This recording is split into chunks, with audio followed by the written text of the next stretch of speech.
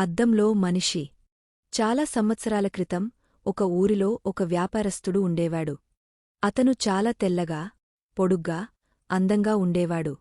ఊళ్ళో అందరూ అతని అందాన్ని మెచ్చుకునేవారు. అందరి పొగడ్తలు విని ఆ వ్యాపారస్తుడు బాగా గర్వం పెంచుకున్నాడు. వయసుతో పాటు కొంచెం కొంచెం అందం తగ్గడం మొదలైంది. మనుషులు పెద్దవాళ్లు అయ్యే కొద్ది కొంచెం మొహంమీద ముడతలు అవి వస్తాయి కదా. అతనికి కూడా కొంచెం కొంచెం మొహం మారటం మొదలైంది.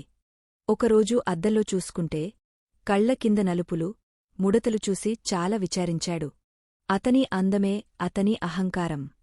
ఆ అందం తగ్గడం అతనికి అస్సలు ఇష్టంలేదు. అందంగా, ఎప్పుడు యౌవనంలో ఉండడానికి ఏమైనా చేయడానికి ఆటను సిద్ధపడ్డాడు. ఊరి చివరన ఒక తాంత్రికుడు ఉండేవాడు. అతని దగ్గరకు వెళ్లి ఉపాయమడిగాడు.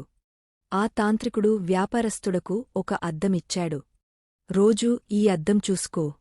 నీకు వయసుతో రావాల్సిన మార్పులన్నీ ఈ అద్దంలో నీ ప్రతిబింబములో కనిపిస్తాయి. నువ్వు మట్టుకు ఎప్పుడు ఇలాగే ఉండిపోతావు అన్నాడు. కాని ఒక్క విషయం. నువ్వు ఎంత మంచి మనిషిలా ఉంటే నీ ప్రతిబింబం అంత బాగా ఉంటుంది. నీవు చేసే ప్రతి చెడు పని నీ ప్రతిబింబమీద కనిపిస్తుంది అని హెచ్చరించాడు. అద్దం తీసుకుని వ్యాపారస్తుడు సంతోషంగా ఇంటికి వెళ్లాడు. ఆ రోజునుంచి నిర్భయంగా తనకు నచ్చినట్టు పాపాలు చేసుకుంటూ, తప్పులు చేస్తూ, అహంకారిగా జీవితం కొనసాగాడు.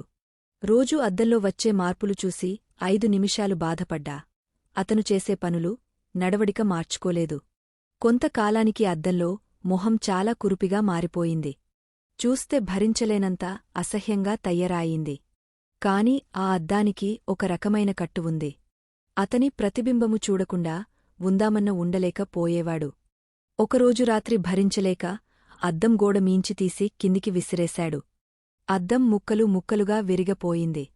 తెల్లారేసరికి అతని గదిలోకి ప్రవేశించిన సేవకుడికి మంచంపైన ఒక అసహ్యమైన, కురుపిగా ఉన్న ఒక వయస్సు మళ్లిన వృద్ధుడి శవం దొరికింది.